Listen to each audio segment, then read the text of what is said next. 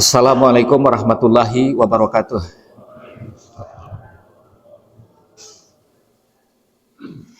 Alhamdulillahirabbil alamin wa bihi nasta'in ala umurid dunya waddin. Asyhadu an la ilaha illallah wahdahu la syarikalah wa asyhadu anna Muhammadan abduhu wa rasuluh. Amma ba'du. Alhamdulillah, di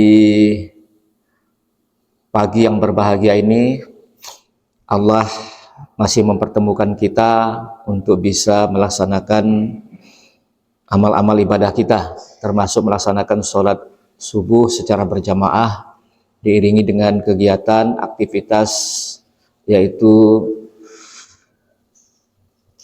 menuntut ilmu. Dan ini adalah sebuah kewajiban yang ada, yang harus dilaksanakan oleh setiap muslim. Thalabul ilmi faridatun ala kulli muslimin. Menuntut ilmu itu wajib bagi setiap orang muslim. Salawat serta salam kepada Nabi kita Muhammad Rasulullah Sallallahu Alaihi Wasallam beserta keluarga dan para sahabatnya. Bapak dan Ibu sekalian, seluruhnya jamaah Masjid Ranting Kuala Bingai dan para simpatisan, ada juga Ranting Belengking, bahkan terima kasih yang sampai saat ini masih antusias kita melaksanakan pengajian, terlebih ketika diisi oleh Ustadz Ramdhani. Dan alhamdulillah, ini adalah kesyukuran bagi kita. Mengapa? Karena memang setiap hari kita berusaha untuk meningkatkan semangat kita, semangat dalam beribadah, dalam beragama. Karena memang sejatinya Persyarikatan Muhammadiyah itu bisa berkembang, bisa maju, bisa melaksanakan amal ibadah, bertahan hingga hari ini, itu tiada lain dikarenakan kita tetap menanamkan nilai-nilai ilmu pengetahuan. Jadi ilmu pengetahuan dalam hal ini adalah yang paling ditekankan, ada ilmu agama. Karena sejatinya bahwa setiap warga persyarikatan untuk memantapkan diri dalam berorganisasi, maka harus terus menuntut ilmu. Menuntut ilmu. Saudaraku jamaah yang berbahagia, pada kesempatan subuh kali ini kita akan berbicara, berdiskusi tentang semangat untuk membangun kebersamaan. Tidak ada keberhasilan suatu bangsa, satu agama, bahkan di dalam sebuah masyarakat, termasuk kelompok pengajian sekalipun, tanpa ada kebersamaan. Bahkan Rasulullah sendiri itu bisa menjadikan Islam sebagai agama, dinul Islam, bisa besar, bisa tumbuh dan berkembang sampai ke batas-batas wilayah Afrika, Eropa, Amerika sekalipun hingga hari ini, itu tiada lain karena kebersamaan. Begitu juga dalam sebuah kepemimpinan, termasuk di Muhammadiyah. Andaikan kita bekerja sendiri-sendiri, dakwah kita hanya dakwah yang minimal. Hanya minimal. Kita mengajak orang lain, namun hasilnya itu tidak bisa diharapkan secara maksimal. Mengapa? Karena memang secara pribadi, individu, jikalau kita mengajak orang lain, mungkin hanya face to face, dari orang ke orang saja. Walaupun ada juga dengan dakwah yang sendiri-sendiri itu sungguh nyaman, tanpa sengaja, Bapak-Ibu sekalian. Mungkin kita berbicara dengan kawan kita yang bukan warga persyarikatan, lantas ketika itu ada mereka melihat sesuatu yang menarik dari kita, apakah dari wawasan keagamaan, apakah dari sikap, tingkah laku, apakah dari kepemimpinan dan sebagainya, sehingga orang tertarik dengan kita. Dan itu juga bagian daripada dakwah. Dan dakwah itu tidak dikesankan dengan hanya berbicara. Justru para motivator, para dai-dai itu mengatakan bahwa dakwah secara berbicara sesungguhnya hanya sedikit persentasenya. Tapi ketika dakwah itu dengan kebijaksanaan, dakwah itu dengan keteladanan, itu sungguh sangat mengesankan. Sangat mengesankan. Dan banyak sekali dakwah yang dilakukan oleh Rasulullah. Orang-orang Yahudi, orang-orang Nasrani itu, orang Kristen di masanya itu, banyak yang masuk ke dalam agama Islam, tertarik. Mengapa? Karena mereka tertarik dengan sikap dan tingkah laku Rasulullah Sallallahu Alaihi Wasallam. Saudaraku jamaah yang berbahagia, tapi berbeda. Hari ini mungkin dengan dakwah yang dilakukan oleh Dr. Zakir Naik misalnya. Bagaimana beliau itu berdakwah sampai go internasional. Dakwahnya itu sampai jutaan, dari ratusan, ribuan, bisa sampai jutaan orang yang mendengarkan. Itu mengapa? Karena begitu semangatnya dakwah yang dicanangkan beliau. Artinya dakwah beliau itu bukan dakwah yang biasa, tapi dakwah secara ilmiah. Kitab suci, beliau tidak hanya berbicara masalah Al-Quran, tapi berbicara masalah kitab Weda, masalah kitab Injil, Tripitaka, semua kitab itu beliau kuasai. Itu artinya apa? Artinya orang-orang tidak bisa untuk membantah argumentasi yang dilakukan oleh beliau. Ini Dr. Zakir Naik. Dr. Zakir Naik, pendai tingkat internasional, bahkan gurunya yang bernama Syekh Ahmad Dedat, itu beliau pernah memujinya.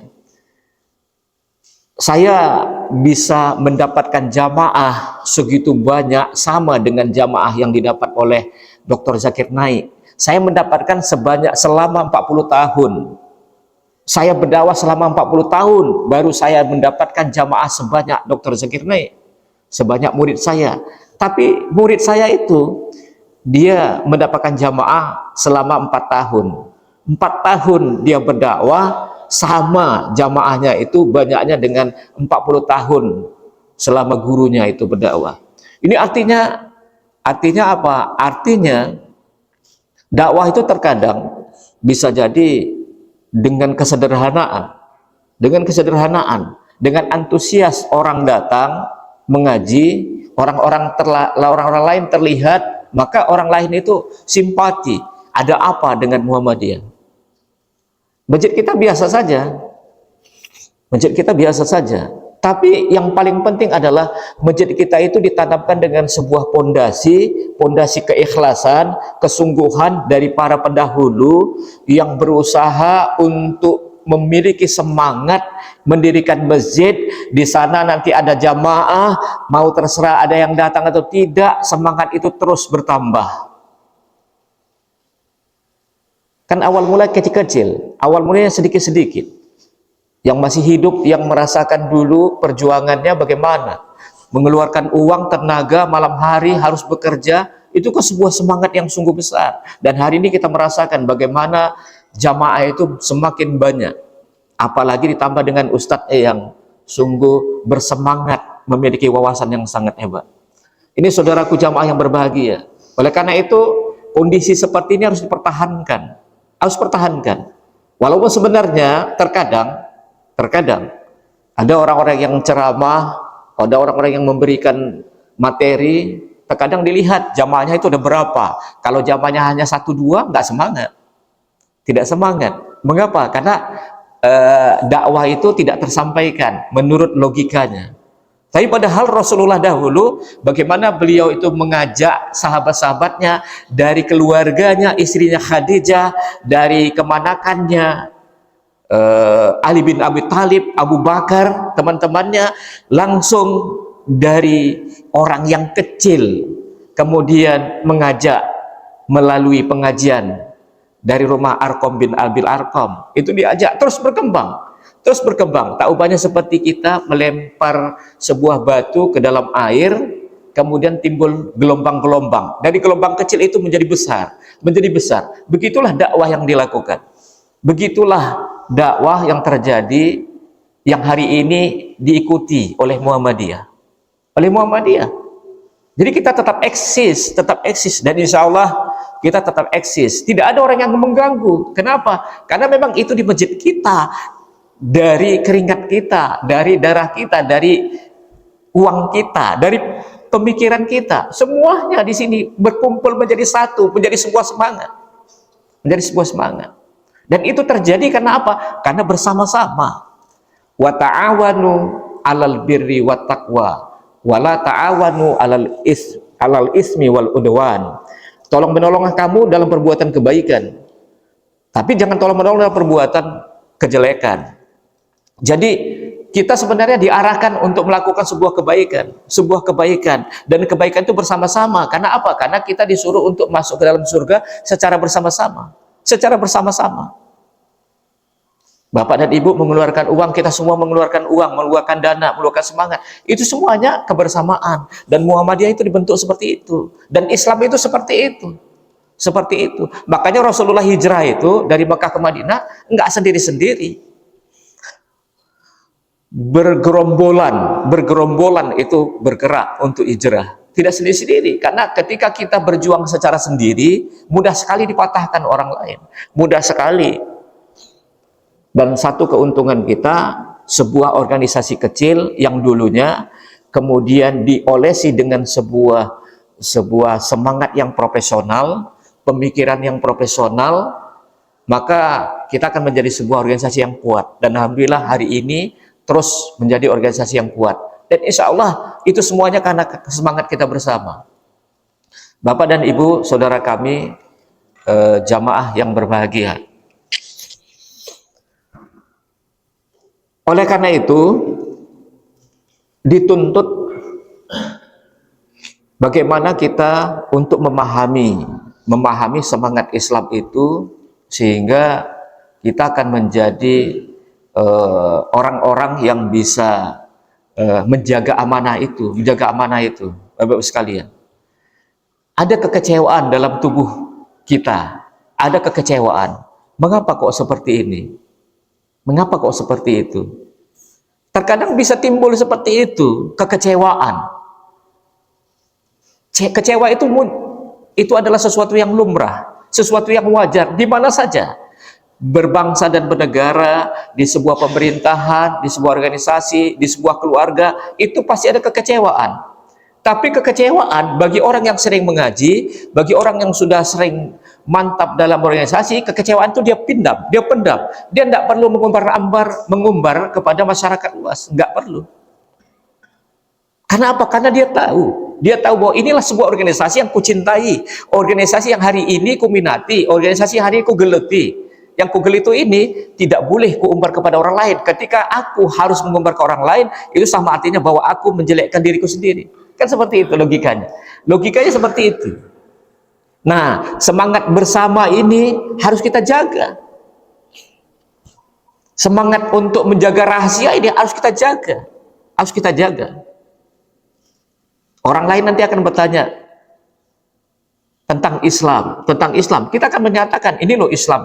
Orang lain akan bertanya tentang Muhammadiyah. Ini loh Muhammadiyah. Dengan tidak ada sesuatu yang tertutupi. Ada beberapa organisasi, beberapa paham, beberapa aliran yang dia itu tidak mau terbuka.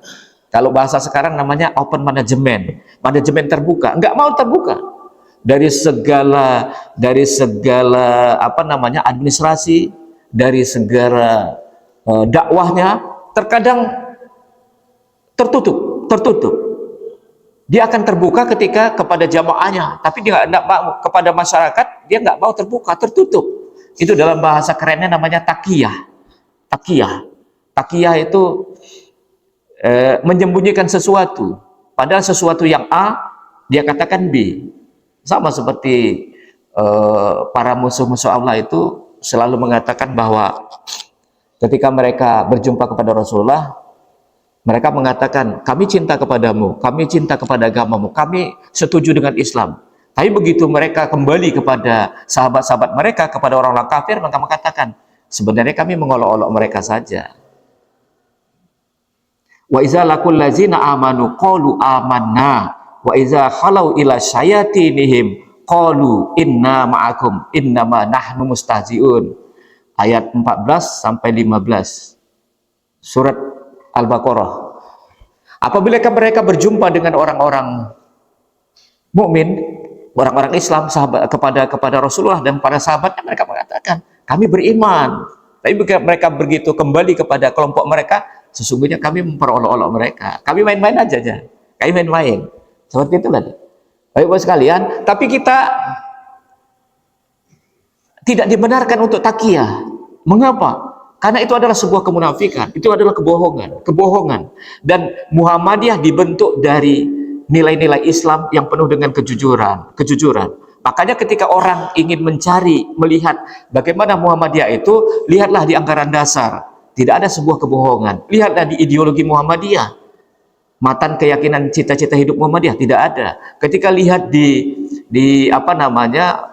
PHWM, pedoman hidup Islami warga Muhammadiyah, tidak ada. Semuanya ketika dibuka tidak ada, semuanya bersumber kepada Al-Quran, dan nilai Al-Quran itu adalah nilai yang sejati yang diikuti oleh Muhammadiyah. Ini Bapak Ibu sekalian, jamaah yang berbahagia. Oleh karena itu sebuah kebersamaan itu perlu dan patut untuk kita terus menerus kita lakukan. Hari ini Bapak Ibu sekalian, mungkin kita di Kabupaten Langkat bahwa posisi kita ranting kita termasuk cukup aktif. Tapi saya ingin katakan bahwa ketika kita berada di daerah lain, bisa jadi kita menengah. Tapi begitu kita berada di Pulau Jawa, kita jauh tertinggal. Kebersamaan mereka ternyata jauh lebih dahsyat. Kebersamaan mereka ternyata jauh lebih hebat. Mengapa? Kalau mereka itu pengajian ranting bisa sampai 2.000 orang. 2.000 orang pengajian ranting. Kita bisa bayangkan, apalagi pengajian daerah bisa sampai berapa? Kita pengajian ranting bisa sampai sekitar 40, 50. Tapi begitu pengajian daerah pasti paling banyak sekitar rata-rata 500. Begitu pengajian ketika kita di alun-alun itu maksimal sekitar 1.000 orang. 1.000 orang. Bukan berarti Muhammadiyah kita sedikit. Dibandingkan dengan ormas yang lain, kita sesungguhnya cukup militan, kita cukup bersatu, kita cukup banyak. Ketika kita menghijaukan dengan Hari Bermuhammadiyah di Kabupaten Langkat, kita sesungguhnya cukup banyak. Tapi dibandingkan dengan daerah lain, kita jauh tertinggal. Mengapa? Bukan tidak berarti kebersamaan kita mungkin masih kurang. Oleh karena itu, saudaraku jamaah yang berbahagia, hari ini kita tunjukkan potensi kita. Kita nggak boleh menjadi sebuah organisasi yang introvert. Kalau dalam bahasa psikologi itu introvert. Kita nggak boleh menjadi organisasi introvert. Introvert itu kita malu-malu. Kita punya potensi, kita punya brand, kita punya personal branding. Bapak Ibu sekalian, Muhammadiyah ini punya personal branding dan itu sudah diakui. Apa itu diakui?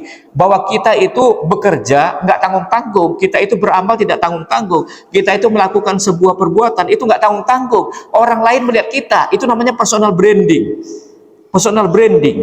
Orang lain nggak ragu-ragu. Dari Lejismu itu menerima dana-dana, bukan dari Muhammadiyah, bukan dari warga Persyarikatan, dari orang-orang luar yang sudah percaya kepada Muhammadiyah, Mereka melihat apa yang dimiliki oleh Muhammadiyah ini pantas menjadi sebuah organisasi amanah. Harta yang mereka miliki, mereka nggak segan-segan memberikan kepada warga Persyarikatan untuk mengembangkan amal usaha. Bahkan tidak jarang semua itu terus bertambah dilakukan oleh Muhammadiyah. Jadi kita nggak boleh menjadi sebuah organisasi yang introvert. Introvert itu bahasa sederhananya adalah kita malu-malu, kita nggak mau menunjukkan potensi yang kita miliki sehingga orang lain nggak tahu. Justru kita menjadi extrovert. Kita harus keluar dari sana. Kita harus keluar menjadi sebuah organisasi yang besar sehingga orang lain akan tahu.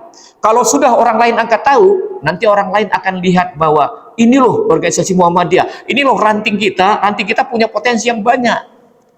Saya kemarin ditunjuki sama Ibu Ella itu kan ada sebuah makanan dari tempe ya, keripik tempe buatan produksi PRA ya, Kuala Bingai, PRA Kuala Bingai. Itu kan sesuatu yang saya kira nggak tanggung-tanggung ya. Ini menunjukkan bahwa citra kita di mata orang, ternyata PRA Kuala Bingai itu punya produksi itu. Punya produksi itu. Dan ini awal mulanya kecil memang, tapi nanti lama-lama semakin dipromosikan semakin besar. Apalagi diletakkan di supermarket, diletakkan di jualan, dipromosikan melalui online misalnya. Ini kan sesuatu yang sangat menarik sebenarnya, Bapak Ibu sekalian. Awal mula seperti itu. Saya lihat Pak Sukri di Ranting Blengking ya kan, itu kajian subuh setelah Ustadz Azhar Aswad ya kan, itu kan membawa sayur-sayuran ya kan, sayur-sayuran lauk pauk ya kan. Ini menunjukkan bagian daripada semangat kita sebenarnya.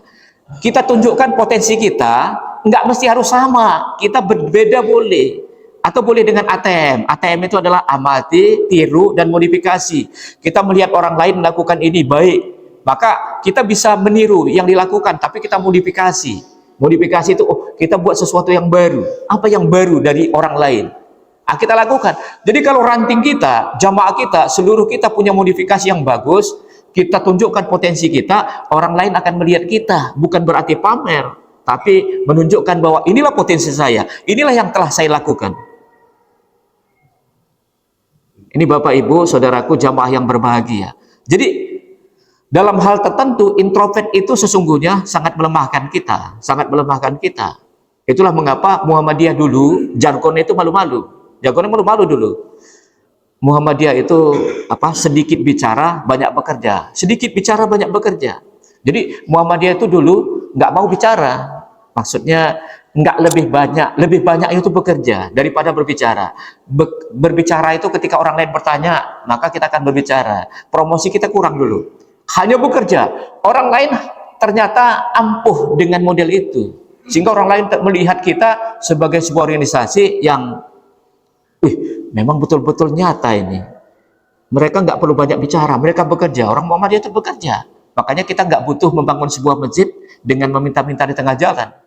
Kita walaupun dengan harus berbagi lah gaji yang kita miliki untuk sedikit-sedikit membangun masjid. Bahkan bukan tidak mungkin kemarin itu berapa banyak para donatur yang membangunkan masjid ini menjadi seperti ini. Bahkan alhamdulillah di Payamabar seorang donatur, Ibu Rati ya, Ibu Rati yang telah insya Allah 100% itu menyumbangkan dananya pembangunan sebuah masjid Taqwa Payamabar.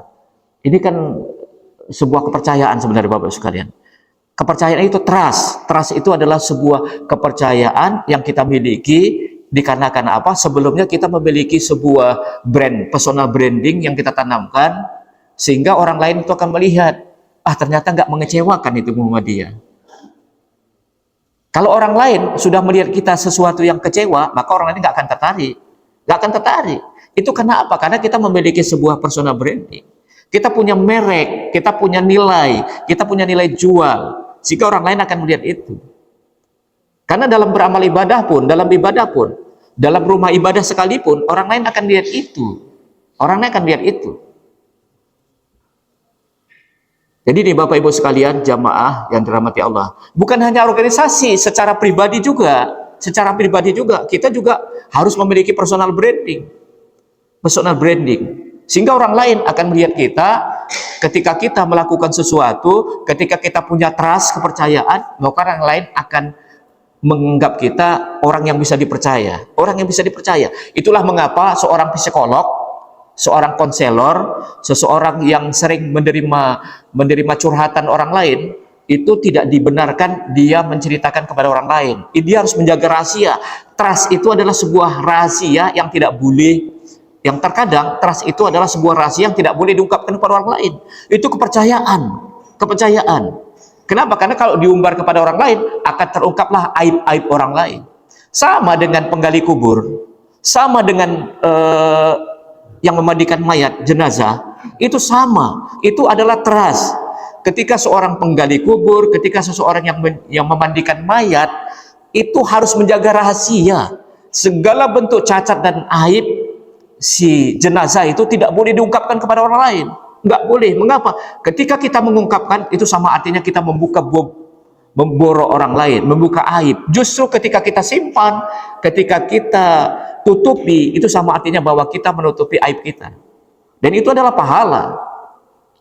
Ini Bapak Ibu Saudara kami, jamaah yang berbahagia. Untuk itu memang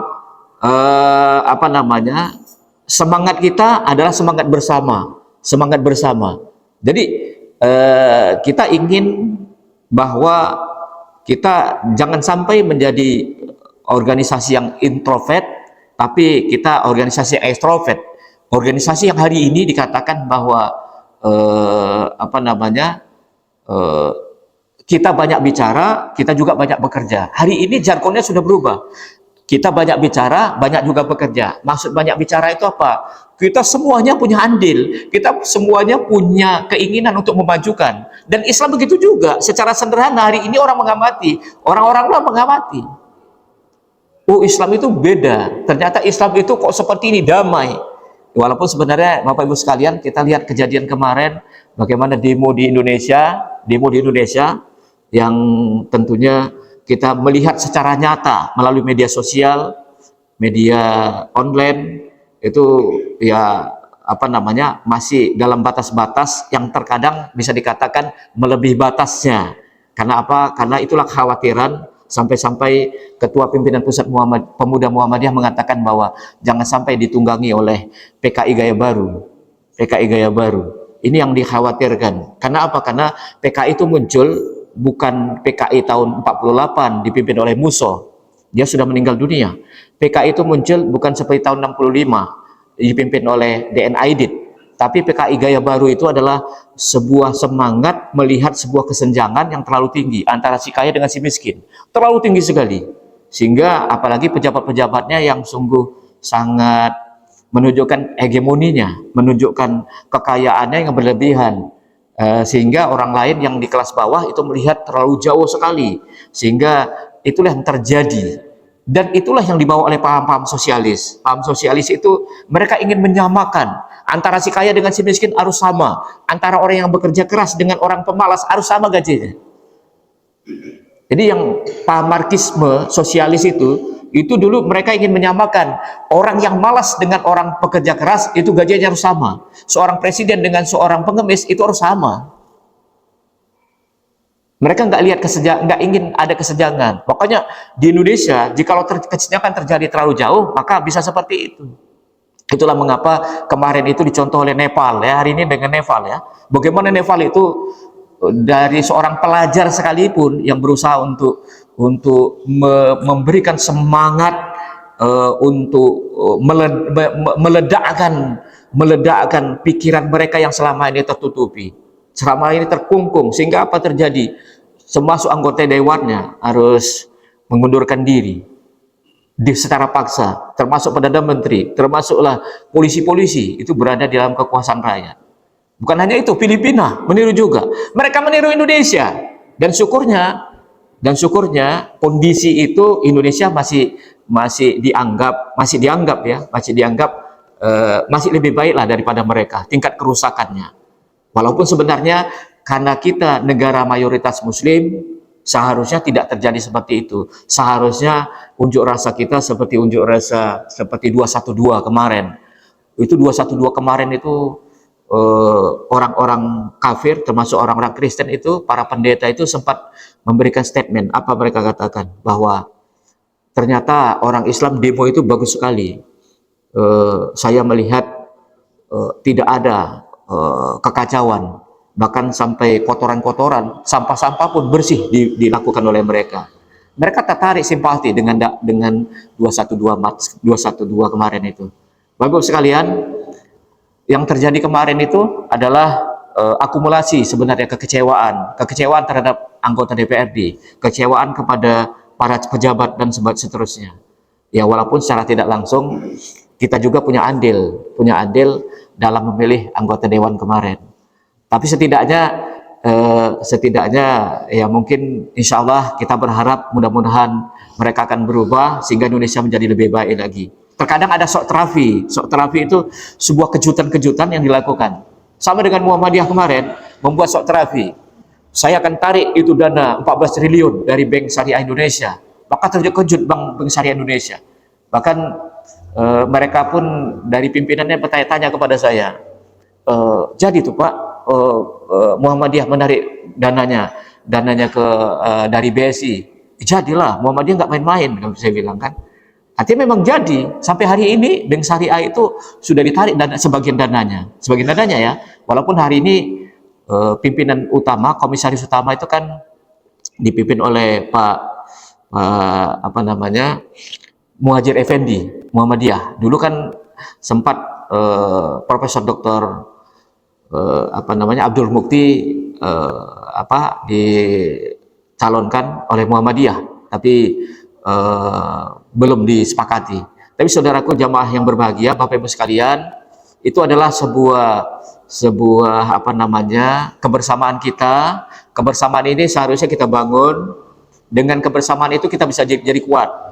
Kita akan buat apapun, kita akan bisa, tapi dengan cara kebersamaan. Tapi kalau sudah terpecah-pecah kita, kalau sebuah organisasi terpecah-pecah, maka kita nggak akan bisa maju, nggak akan bisa melangkah dengan baik. Karena apa? Karena memang sejatinya kebersamaan itu akan menguatkan kita. Kebersamaan itu akan menjadikan kita besar. Kebersamaan itu akan menjadikan kita menjadi orang yang unggul. Wala tahinu wala tahzanu wa antumul a'launa in kuntum mu'minin. Jangan kamu berduka, jangan kamu merasa lemah, jangan kamu bersedih. Sesungguhnya kamu itu tinggi jikalau kamu itu beriman. Ini saudaraku jamaah yang berbahagia, semoga Allah meridhoi pertemuan kita. Demikian, nasrul minallah wa fatun qarib. Assalamualaikum warahmatullahi wabarakatuh.